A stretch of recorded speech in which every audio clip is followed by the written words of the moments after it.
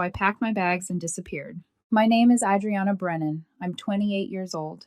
And until that morning, I honestly thought I'd finally found peace. Lewis Miller wasn't like the men I used to fall for. He was steady, polite, the kind of man who showed up early instead of making excuses. We met at a friend's birthday party 2 years ago. He'd spilled his drink on my shoes, apologized so sincerely that I laughed instead of getting angry. That was Lewis, apologetic, safe, a little predictable. After years of messy heartbreak, I convinced myself that predictable was good. We built routines that felt like comfort him cooking pasta while I folded laundry weekend road trips, soft laughter over Netflix. He'd smile and say, "You make my life calmer, Adriana." I thought that was a compliment. Maybe it was at first. But over time, the compliments started coming with edges. At dinners with his friends, they'd tease him about my little Corolla. He'd grin and say, "Hey, it's not exciting, but at least it starts." Everyone laughed. I did too, even as something inside me wilted. Once scrolling through Instagram, he stopped at one of those sappy couple quotes. "Find someone who feels like home," and muttered, "You're not my soulmate, Adriana, but you're good for me." "Excuse me," I'd asked. He kissed my forehead. "Relax. You're stable. Stability is rare." I told myself he just had a strange sense of humor. Maybe that's what happens when you're tired of the chaos. You start mistaking small insults for honesty. Still, I ignored the warning signs, the way his eyes lingered too long when an old girlfriend texted the half smile he'd give when strangers flirted back. I didn't want to be the jealous one. I wanted to be the calm one, the cool girlfriend, the safe harbor. That Sunday morning, everything cracked. We went to a little cafe near the park. He ordered an avocado toast and a mimosa, his usual. When a stranger offered to take our picture, we leaned into each other, smiling. It looked perfect, the kind of photo couples frame. While I was stirring sugar into my coffee, Lewis was already uploading it to Instagram. I didn't think twice until my phone buzzed with a message from my best friend Tess. "Adriana, tell me that caption is a joke." My heart stumbled. I opened Instagram. There it was. Our smiling faces under bold letters, "Settling for now." For a moment, I actually refreshed the page, thinking I'd misread it. Full savage. At least he's honest, girl, what? Heat climbed up my neck. My stomach twisted. I looked across the table. Lewis was humming, scrolling on his phone, completely at ease. "Lewis," I said carefully, "what's that caption supposed to mean?" He looked up like I'd asked about the weather. "What caption?" "Settling for now, under our picture." He smirked. "Oh, come on, you're taking that seriously. It's a joke. Chill." "A joke? You thought it'd be funny to tell the world you're settling for me?" He laughed lightly, sipping his mimosa. "Babe, everyone posts the same cheesy stuff. I want it to be different. It's sarcasm. My friends will get it." "My friends don't," I said. "They're already texting me." He rolled his eyes. "That's because your friends are uptight. You're being sensitive again." The word sensitive hit harder than the caption. It wasn't teasing, it was dismissal. I stared at him. "You just announced to hundreds of people that I'm a placeholder, Lewis." He set his phone down, annoyed. "You're twisting it. I didn't say you're a placeholder. I said settling for now, meaning you're the kind of person someone settles with. For life. That's a compliment." I felt the air leave my lungs. For life. He meant boring. He meant safe. He reached for my hand. "Don't ruin brunch over a caption." I pulled away. My voice came out steady. "You meant it, didn't you?" For the briefest second, his eyes flickered guilt, maybe, but then came the smirk again. "You're overreacting. If this is how you handle a joke, maybe that's the real issue." The chatter of the cafe blurred. Silverware clinked. Someone laughed at another table. Sunlight hit the empty glass between us, and something inside me just stilled. I pushed my chair back quietly. "Right," I said. "You could do worse." His brow furrowed. "What's that supposed to—" But I didn't let him finish. I stood, left a few bills on the table, and walked out. He didn't follow. He never does when it matters. Back at his apartment, he sprawled on the couch, scrolling TikTok as I slipped into the bedroom.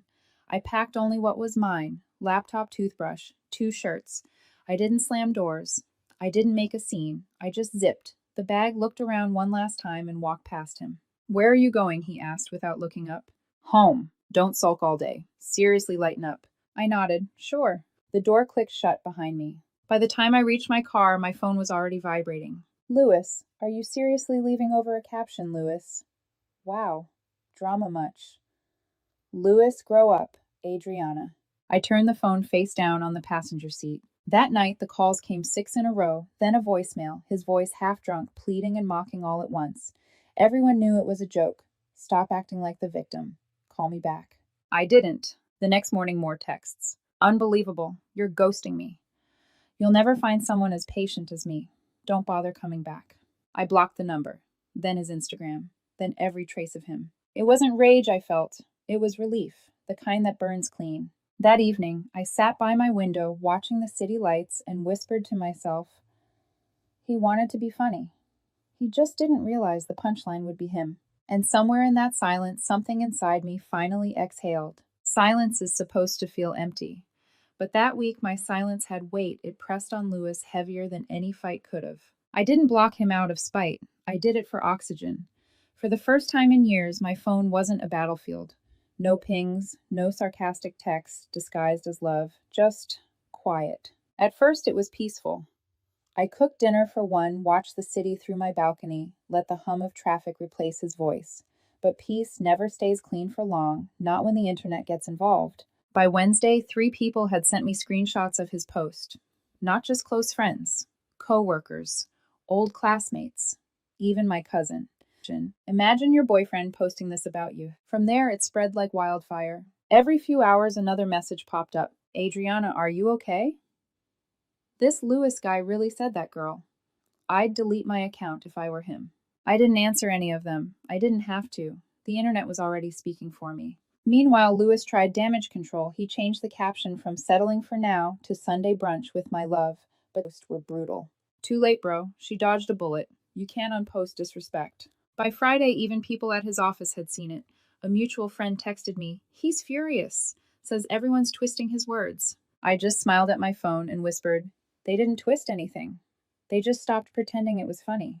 Then came the email. He had nowhere else to reach me, so he wrote one long message with the subject line, you're making this worse. Adriana, I can't believe you're ignoring me over this. Everyone's turning it into a big deal because you're not clarifying anything. You know me, I joke. My friends got it, yours didn't. Now people think I'm some monster and it's partly your fault.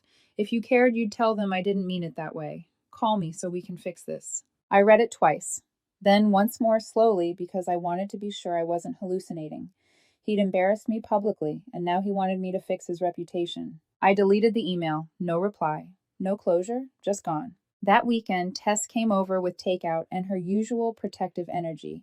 Girl, if I see his name on my feed one more time, I'm reporting it for spam, she muttered, plopping onto my couch. I laughed, the first real laugh in days. Don't waste your energy. She studied me. You're not mad. I shrugged. I was. Then I realized he doesn't deserve my anger. That's attention. And that's all he ever wanted. Tess smiled slow and proud. That's growth, babe. I nodded, but part of me still trembled inside, not from heartbreak, but from realization. I'd built an entire relationship around not making noise, trying to be the calm one, the forgiving one. Now my silence was the only thing he couldn't control. A few days later, another mutual friend, Rachel, called. You'll love this, she said. One of Louis's coworkers made a joke in the office, asked if he was still settling for now. He lost it, started yelling. HR got involved. I covered my mouth, half gasping, half laughing. Oh no. Oh yes, Rachel said. Apparently he stormed out. Said everyone's obsessed with him. Guess who isn't? Me, I said softly. When I hung up, I sat by the window again, the same spot I'd cried in the first night I left him. But now the air felt different. Still heavy, but lighter somehow, like the world was rearranging itself around the truth. Because sometimes silence isn't revenge, it's revelation. And the longer I stayed silent, the louder it became. Karma doesn't announce itself. It just shows up quietly, sits down beside you, and whispers, watch. Weeks passed. I didn't reach out. I didn't stalk his social media, but people kept sending me updates, uninvited little gifts from the universe. Apparently, Louis had been trying to rebuild his cool guy image online. Posting gym selfies, expensive cocktail stories with captions like, some jokes go over people's heads. The irony. Every time he became his scarlet letter. Then came the part I didn't expect the fall. One of our mutual friends, Marcus, texted me late one night. He's been seeing Natalie again. My stomach twisted at the name. Natalie, the glamorous ex who worked in marketing. Always traveling. Always posting photos that look like perfume ads. The one he'd once told me was too dramatic for real life. I typed back, good for him. But Marcus replied, "It's not what you think. You'll see." And I did. A few days later, screenshots flooded group chats. Natalie had posted a picture of Lewis's ruthless. "Is this the settling for now guy girl? No, don't downgrade yourself like that." Within hours, the internet had stitched his past to his present. People reposted the old brunch photo beside Natalie's new one, captioning it, "From settling to settled." I almost felt bad for him. Almost. But then I remembered sitting across from him that morning, his smirk, the way he said, "You're being sensitive." And suddenly my sympathy evaporated. A week later, Marcus called again, barely able to speak through laughter. Guess what? Natalie dumped him. What happened? She found out he bragged about her to his friends, called her a rebound, said he was just proving he could still pull someone exciting. I didn't respond right away. I just looked out my window, the city lights glittering like they were in on the joke. So now Marcus continued, she told everyone. Apparently, she said, and I quote, "He's not an upgrade. He's the commercial break between relationships." I couldn't help it. I laughed, out loud. It felt cleansing, like an exorcism. The next morning, Tess sent me a meme. Someone had made a collage of Lewis's caption, Natalie's car photo. The title read, "When your sarcasm turns into your biography." For the first time, I didn't feel humiliated by the internet. I felt avenged by it. But it wasn't about revenge anymore. Watching him drown in the same public ridicule he'd thrown at me wasn't satisfying. It was clarifying. He wasn't cruel because of me. He was cruel because that's who he was. Later that week, an unfamiliar email address popped into my inbox. No subject line, just, "I miss you. I know I messed up. Please don't hate me. You're the only one who ever really cared about me." I didn't reply. He sent another one 2 days later. "Everyone's turned on me. Natalie used me. My coworkers are making jokes. I just need someone who remembers who I am. Please, Adriana, just talk to me." I closed my laptop slowly, my reflection ghosting on the screen. For a moment, I almost pitied him. But then a sharper thought cut through. He wasn't sorry for what he did. He was sorry for what it cost him. That night, Tess called. "You see his latest post?" "No, he's trying to rebrand." Posted a quote that said, "Real men," smiled faintly. "That's progress, or damage control." She snorted. Same thing in his world. When I hung up, I realized I hadn't cried in weeks. My anger had cooled into something steadier, acceptance. Lewis had called me stable once, like it was an insult. But maybe stability isn't dull. Maybe it's strength that doesn't need an audience. And for the first time in years, I slept through the night. The world was finally quiet again. And in that silence, I heard Karma laugh. You can always tell when someone starts to lose control of their own story. They start rewriting it, loudly. For Lewis, it began with late-night emails. At first, they were calm, long paragraphs filled with nostalgia and self-pity. "Adriana, I miss how we used to be. You were my balance. I didn't realize how much I needed you until you left." Then came the guilt trips. "Everyone's making me out to be the bad guy. You know me better than that.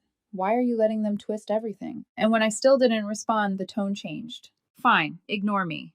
But don't pretend you didn't love me too. You'll come back eventually." I didn't answer a single one. I didn't even open most of them, just saw the preview lines in my inbox and deleted them unread. At first, I thought the silence would drive him away, but I underestimated how far desperation can drag a person when their ego's bleeding. When the emails stopped, the random numbers started. Unknown callers at odd hours. Blocked IDs leaving voicemails with muffled breathing or whispered, "Hey, it's me. Can we talk?" It was pathetic, but also terrifying in its persistence. Then came the letters. Actual handwritten letters slipped under my apartment door. The first one started simple. "Remember, Miami, you said you'd never leave me. We can still fix this. Please, just one more chance." The second came a week later. "I see your lights on at night. I know you're home. Why won't you talk to me?" That one made my stomach drop. I checked the hallway cameras the next morning. Sure enough, there he was, 2:13 a.m., hoodie up, standing outside my door for nearly 10 minutes before slipping the note under and leaving. I saved the footage, but I didn't call the police. Not yet. Part of me still hoped he'd just get tired and disappear. Tess didn't agree. "Adriana, this isn't romantic. It's obsession," she said, voice sharp over the phone. "I know," I whispered. "Then stop treating it like a phase. He's not trying to win you back. He's trying to win control back." That sentence stuck with me, because she was right. Every call, every letter, every "I miss you" wasn't about love. It was about power. Lewis wasn't mourning me. He was mourning the version of himself that had control over me. I'd taken that from him the moment I stopped reacting. So I stayed quiet, didn't post, didn't reply, didn't even vent to friends anymore. My silence became my armor. And the quieter I became, the louder he unraveled. One night, the doorman texted me, "Hey, someone dropped off a bag for you. Said it's from Lewis." I told him to throw it out. He hesitated. "You sure there's a framed photo in it?" That was all I needed to hear. Trash it. The next morning, there was another email. No subject. Just, "You threw away the only proof we had. Guess that's what I get for loving someone cold." I didn't respond. By month 2, even his anger was cracking. The tone shifted again from rage to desperation to pleading. "Please just tell me you hate me. Anything. I can't stand this silence. You don't have to take me back. Just don't pretend I never mattered." Reading those words, I felt something strange. Not pity, not fear, just clarity. He wasn't chasing me anymore. He was chasing forgiveness because forgiveness would mean he could stop feeling guilty. But I wasn't going to give that to him. Forgiveness wasn't owed, it was earned, and he hadn't even started. The last message he ever managed to send came from yet another unknown number. It read, "If you don't reply, I'll come find you. I need to see you." That was the moment I stopped hoping he'd fade away. I saved the text, forwarded it to a friend who worked in property management, and by the end of the week, I had a new lock, a new number, and a new rule for myself. No more ghosts. Because ghosts only haunt places that welcome them, and I was done living in haunted spaces. It had been almost 6 months since I'd heard from Lewis. By then, his name had faded into a quiet part of my mind, the kind of thought you brush past like a scar you don't feel until someone points at it. Life had moved on. I'd transferred to a new apartment closer to work. My evenings were filled with yoga, new friends, and the kind of laughter that didn't carry any weight. Then, one Friday night, Tess convinced me to go with her to a friend's birthday party at a rooftop bar downtown. The city was glowing music, thumping people talking over clinking glasses. It felt normal until I saw him. Lewis. He stood near the bar, nursing a drink, wearing that same casual half smile that used to disarm me. But something about him was different now, a heaviness around his eyes, a tension in his posture. For a moment, our eyes met. His widened just slightly, and I felt that old instinct, the one that used to make me straighten my shoulders and prepare to be calm for him. But it didn't come, not this time. He approached slowly, cautious, as if afraid I'd vanish. "Adriana," he said quietly. "Wow, you look incredible." "Thanks," I replied, polite but distant. He hesitated. "Can we talk just for a minute?" Every part of me wanted to say no, but there was something in his tone softer, stripped of arrogance. I nodded once. We stepped aside to a quieter corner near the railing. The city lights shimmered below us. He took a deep breath. "I owe you an apology." I didn't say anything, just watched him. He continued, "That post, it was the stupidest thing I've ever done. I thought I was being funny clever. But it was cruel. You didn't deserve that. You were the best thing that ever happened to me, and I threw it away because I didn't want to admit I was scared. Scared of what I asked softly. Of being ordinary," he said. "You made me feel safe. Too safe. And I thought that meant I was settling. But I wasn't. I was just at peace. I didn't know how to handle that." For a brief moment, something tugged at me, pity maybe, or memory. The boy I used to love was flickering behind those tired eyes. "I've thought about you every day," he said. "Every single one. I can't move on. You were my home." I let him finish, then smiled faintly. "Lewis, you once told the world you were settling for me, and now you're saying I was your home." He swallowed hard. "I didn't mean—" "You did," I said gently. "Maybe not with malice, but with truth. Because deep down you thought I was the safe choice. The boring one. The woman who'd never leave no matter how much you chipped away at her." His eyes glistened. "That's not fair." "It's honest," I said. "You weren't scared of being ordinary Lewis. You were scared of loving someone who saw through you." He fell silent. I stepped closer, my voice calm but certain. "You made me your punchline, and I let you. But that version of me, the one who needed your approval to feel whole, she's gone." He blinked, stunned. "Adriana, please. I'm not asking to start over. I need you to forgive me." I tilted my head. "Forgiveness isn't silence, Lewis. It's peace. And I already have mine." For a second, the city wind caught his breath. He looked smaller somehow, like a man finally realizing the joke had never been funny. He whispered, "You really won't come back." I smiled. "You had me once, Lewis, and you made it a caption." Then I turned and walked away. As I joined Tess near the bar, she raised an eyebrow. Was that who I think it was? Yeah, I said, picking up my drink. What did he want? To rewrite the ending. She grinned, and I told him I don't play sequels. Tess let out a low whistle. That's cold. Not cold, I said quietly. Just done. We clinked glasses, laughter blending with the music as the night rolled on. Behind me, I could still feel Lewis's gaze, not angry this time, not defiant, just lost. But I didn't turn back, because sometimes walking away isn't an ending. It's the only way to start again. By the time autumn rolled around, Lewis had become nothing more than a faint echo, the kind of name that no longer stirred emotion, just distant memory. I was thriving in ways I didn't even know were possible. Work had promoted me to team lead. My new apartment had floor-to-ceiling windows that caught the sunrise. I spent my weekends reading in cafes or taking solo road trips just because I could. Peace didn't mean loneliness anymore. It meant freedom. Then, one evening, Tess called, voice buzzing with gossip. You're going to want to sit down for this, she said. Josh's wedding, Lewis is on the guest list. I froze for a second, then laughed. Of course he is. You're still going, right? Yes, I said after a moment. Why should I hide? It's my story, too. And so I went. The wedding was beautiful, string lights, soft music, the kind of warmth that made you believe in love again. I wore a navy satin dress, simple but confident. As I entered the hall, I felt a few heads turn, some surprised, some approving. Then I saw him. Lewis was seated at his side table alone. He looked smaller. His suit was pressed, his smile practiced, but the spark, that smug little gleam of superiority, was gone. Our eyes met for half a heartbeat. He stood, hesitated, then walked over.